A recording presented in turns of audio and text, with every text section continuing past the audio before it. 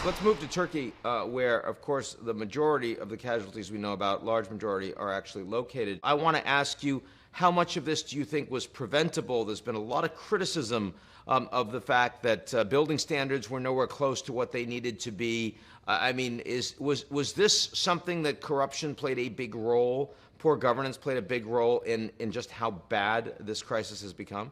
Well, I'm not a structural engineer, so I'm not going to claim expertise where it doesn't exist, and I can't say to you that I've been through all of the different planning permits and building regulations, never mind the architectural designs. What you're obviously speaking to, though, is that Turkey had experience in the late 90s of an earthquake, which led to all sorts of promises about building standards, but clearly from the... Also led to the ouster of a prime minister at the time, right? That's a good point. Who handled it back then. That's a very good point. But you've obviously seen these buildings just absolutely cratering. And so what I can speak to from we work through partners, just to be clear, in Turkey, it's not direct IRC delivery. We're working through partner organizations, Turkish partner organizations, through our office in Gaziantep, the center of the earthquake. What we know is that there's been an absolute meltdown of the urban environment. And there's a lot of anger about that, understandable as well as grief. But I can't speak to you about corruption in respect to the planning permit system.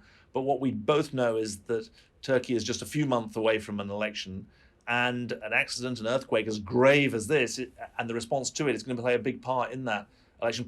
I'm presuming you think the election will go ahead as planned, but there are 10 million people whose lives have been turned upside down, so it's hard to see how they're going to vote and participate. The first thing I thought of when I saw all of this outrage in Turkey is, to what extent are we just seeing a government that just doesn't care the way it needs to about its own population? And again, as you see tens and tens of thousands that are probably still dead under that rubble, it's just hard not to ask those questions. The election's going to be very relevant.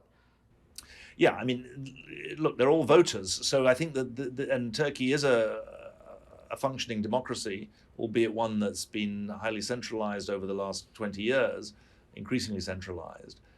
But the response now is twofold, isn't it? Or threefold, in fact. One is about survival, secondly is about recovery, and thirdly is about blame.